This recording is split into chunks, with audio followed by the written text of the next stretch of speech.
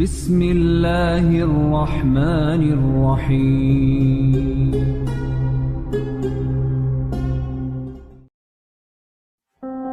Tak ada satu jiwa pun yang bisa menunda ajalnya. Dan pada hari itu, seorang pemuda merasakan apa yang tak pernah ia persiapkan. Di tengah malam yang dingin, ketika detak jam tak lagi terdengar, ia terbaring, menanti waktu terakhir, tanpa sempat beristighfar, tanpa sempat berpamitan pada Tuhannya. Lalu langit meredup, cahaya menghilang, malaikat maut turun membawa murka. Wahai jiwa yang buruk, keluarlah menuju kemurkaan dan azab Rabbmu. Ruhnya berontak, tubuhnya menegang, tapi malaikat tak peduli. Ruh itu ditarik dari kaki, diseret ke dada, lalu tercabut keras hingga pemuda itu menjerit dalam sunyi. Dalam sekejap, ia melihat tubuhnya terbaring, tapi tak ada lagi kendali, tak ada lagi pintu kembali. Ruhnya dibungkus dalam kain hitam yang kasar. Malaikat membawa ruh itu terbang ke atas, tapi langit menolaknya.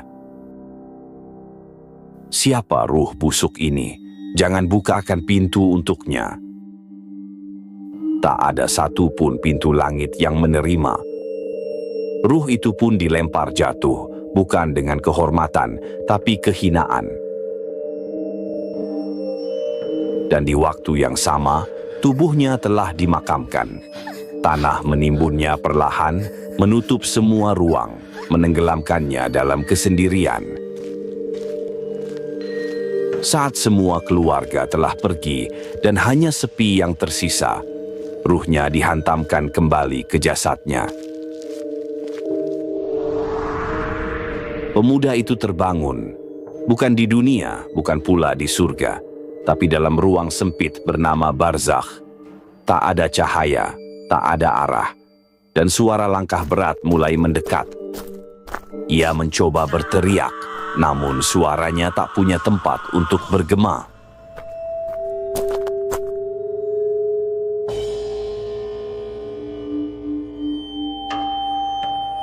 Tiba-tiba, bumi bergetar, seperti gempa yang datang dari kedalaman neraka. Dua sosok muncul menembus tanah, besar, hitam, dan matanya menyala. Inilah Mungkar dan Nakir, malaikat yang tak mengenal belas kasih.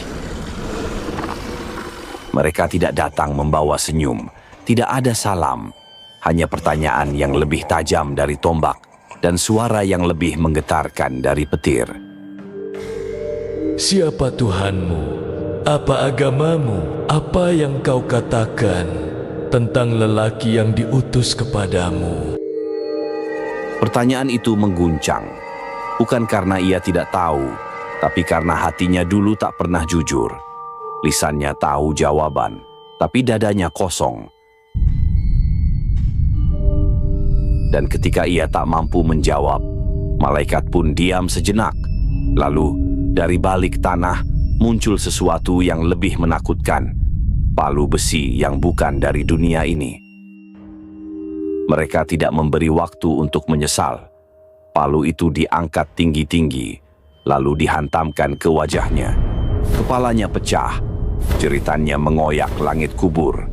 Tapi tak ada makhluk yang bisa mendengarnya, kecuali jin dan malaikat.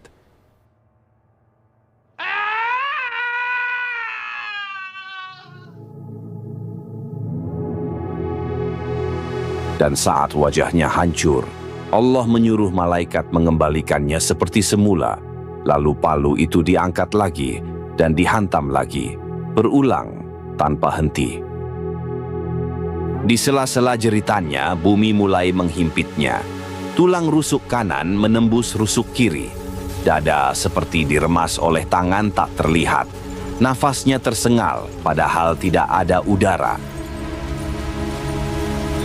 Kemudian muncullah As-Suja'ul Aqra, ular dari neraka, hitam legam, bermata api.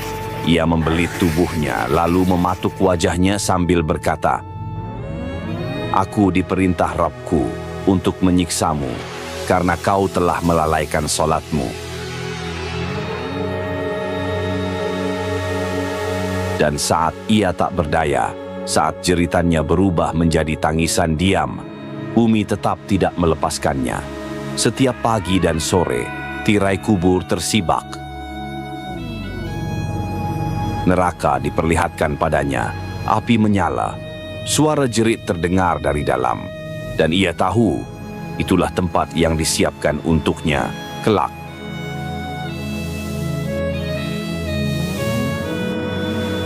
Dan setiap malam, siksaan kembali datang. Bila hari ini palu dan ular, maka esok kalajengking. Bila hari ini tubuhnya diremukkan, maka esok wajahnya dikoyak. Setiap hari, setiap saat, ia disiksa, dan tak ada satupun waktu di mana ia bisa istirahat atau sekadar menghela napas. Beginilah hidup dalam kubur bagi jiwa yang tahu kebenaran, tapi memilih untuk menunda taubat. Tak ada malam, tak ada siang, hanya azab yang tak pernah lelah menyapa.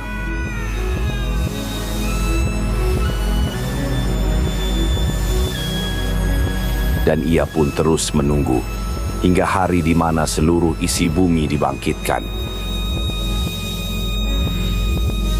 Hari ketika tiupan sangkakala mengguncang langit dan tak ada tempat untuk bersembunyi lagi. Hari ketika semua manusia dibangkitkan dari kuburnya dalam keadaan telanjang, hina, dan ketakutan. Pemuda itu tersentak, matanya terbuka, tubuhnya terangkat dari tanah. Tapi ia gemetar, kakinya goyah. Ia tahu hari itu telah tiba. Ia melihat sekelilingnya, tak ada pohon, tak ada tempat berteduh, tak ada arah. Tanahnya putih, datar, membakar telapak kaki. Inilah padang mahsyar. Jutaan manusia berdiri, tak ada yang bicara, tak ada yang berani melirik. Semua mata tertunduk, semua hati gemetar. Dan matahari digiring sejengkal di atas kepala. Panasnya membakar hingga ke sumsum tulang. Keringat mulai menetes dari ubun-ubunnya hingga menutupi dadanya dan terus naik. Tubuhnya melepuh, tenggorokannya kering, tapi tak ada air, tak ada angin, tak ada suara, kecuali jeritan dan isak tangis dari manusia lain yang bahkan lebih parah darinya. Pemuda itu menggigil, tangannya gemetar, nafasnya terputus-putus. Ia mencoba mencari wajah yang dikenalnya. Tapi ibunya berpaling. Ayahnya tak menoleh. Hari itu, setiap jiwa hanya peduli pada dirinya sendiri. Dan waktu pun terus berlalu. 50.000 tahun. Ia berdiri dalam genangan keringat. Semakin hari tubuhnya semakin berat. Udara semakin tipis. Keringat sudah sampai ke leher. Dan ia belum tahu apakah akan selamat atau dibinasakan. Ia menoleh, mencari Rasul tercinta, berharap bisa mendekat ke sebuah telaga yang dijanjikan, Telaga Al-Kautsar, tempat umat Nabi diberi minum dengan air yang lebih putih dari susu, lebih manis dari madu. Ia melangkah penuh harap, tapi tiba-tiba malaikat menghadangnya. Ia ditolak, dihalau, ditinggalkan karena dosanya, karena lalainya, karena ia tahu kebenaran, tapi tak pernah benar-benar bersiap. Dan setelah 50.000 tahun yang membakar, langit pun memanggil, hadirkan amalnya, timbangkan seluruh perbuatannya. Langkahnya tertatih, tubuhnya lemas, tapi tak ada tempat untuk pergi. Kini, ia harus diadili. Dua malaikat menyeretnya ke hadapan timbangan. Berat langkahnya, pandangannya kosong. Ia tahu segala sesuatu yang pernah ia lakukan, sekecil apapun, akan ditimbang. Satu persatu amalnya dibuka, dan dosa-dosa kecil berubah menjadi gunung karena niatnya yang rusak. sementara amalnya ringan karena tidak tulus. Dan timbangannya pun bergerak, condong ke kiri, semakin berat, semakin miring, sampai ia tahu bahwa ia kalah. Namun Allah belum selesai. Masih ada satu ujian terakhir, satu jembatan yang harus dilalui. Syirath, lebih tipis dari rambut, lebih tajam dari pedang. Di bawahnya, neraka yang menganga.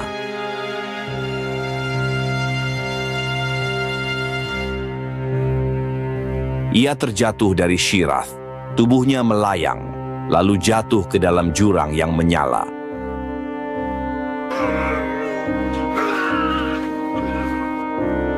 Dan ia tak sendiri. Di bawah sana, jutaan jiwa terseret bersama. Semua menjerit, tapi tak satu pun suara bisa menembus langit.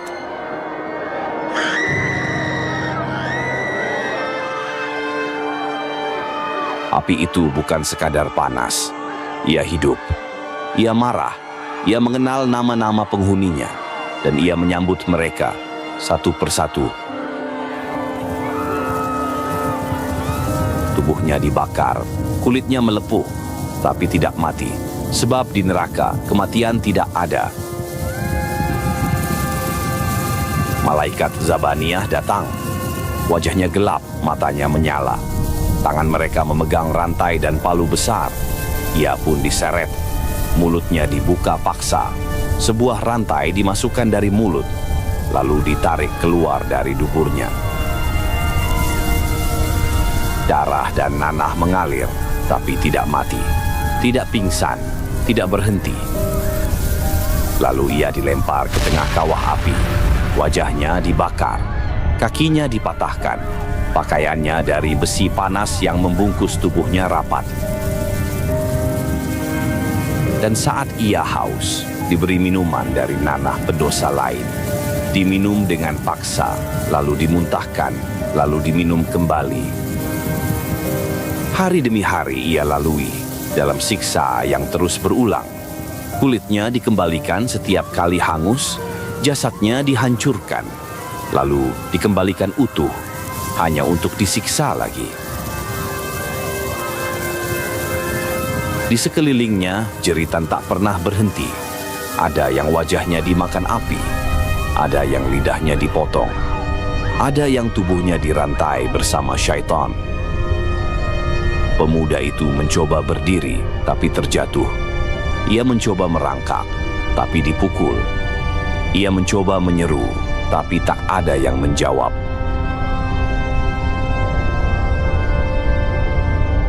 Hingga suatu hari, setelah waktu yang tak terhitung, Allah memerintahkan, keluarkan dari neraka siapapun yang memiliki iman seberat biji sawi. Dan cahaya itu menyentuh tubuh pemuda itu. Api tak bisa lagi menyentuhnya. Rantai yang melilitnya meleleh, palu tak lagi mendekat.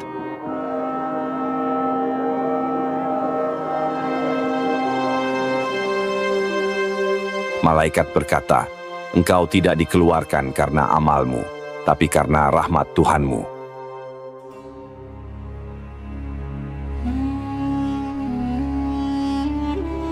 Ia pun diangkat dari neraka, dibersihkan, disiram dengan air kehidupan, lalu dipulihkan. Wajahnya kembali bersinar, pakaiannya putih, dan bau neraka diganti dengan wangi surga. Ia berjalan menuju gerbang surga, dan ketika pintu dibuka, ia menangis lebih dalam dari semua tangisnya selama disiksa. Ia tak selamat karena amal, tapi karena iman sekecil biji sawi, dan karena rahmat Allah yang tak bisa dihitung. Sebab siapapun yang pernah bersujud takkan kekal di neraka. Ia melangkah dengan tubuh yang ringan. Kakinya tak lagi gemetar. Udara terasa lembut, cahaya terasa hangat, dan suara berubah menjadi zikir yang menenangkan. Para malaikat menyambutnya dengan senyum, Pakaian putih disematkan padanya, mahkota dipakaikan di kepalanya, dan ia dibimbing ke tempat yang telah lama disiapkan baginya. Ia tak lagi haus, tidak lapar, tidak lelah, tidak sedih, dan setiap kali ia menginginkan sesuatu, ia hanya perlu membatin, dan keinginan itu muncul di hadapannya. Ia pun duduk di tepi sungai susu. Ia minum dari gelas emas. Ia mencicipi buah yang tak pernah ia kenal namanya. Lalu, dari kejauhan, ia melihat dua sosok berjalan mendekat. Langkahnya terhenti, matanya basah, jantungnya berdebar. Itu ayah dan ibunya dalam pakaian surga. Wajah bersinar, senyum yang ia rindukan selama ini. Mereka pun berjalan bersama, tangannya digandeng. Di depan mereka, istana dari mutiara dan emas. Tertulis namanya di pintu, dan mereka masuk sebagai keluarga. Tidak akan pernah keluar, tidak akan pernah sakit, tidak akan pernah takut. Inilah akhir dari kisah seorang pemuda yang berdosa, yang tersesat, tapi tidak pernah menghapus imannya. Allah tidak melihat berapa banyak dosanya, tapi melihat seberapa dalam ia berharap akan ampunannya, dan siapa yang berharap akan dijawab.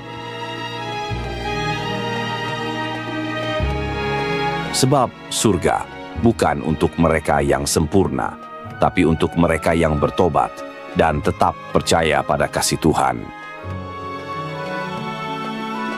Rahmatnya lebih luas dari langit dan bumi.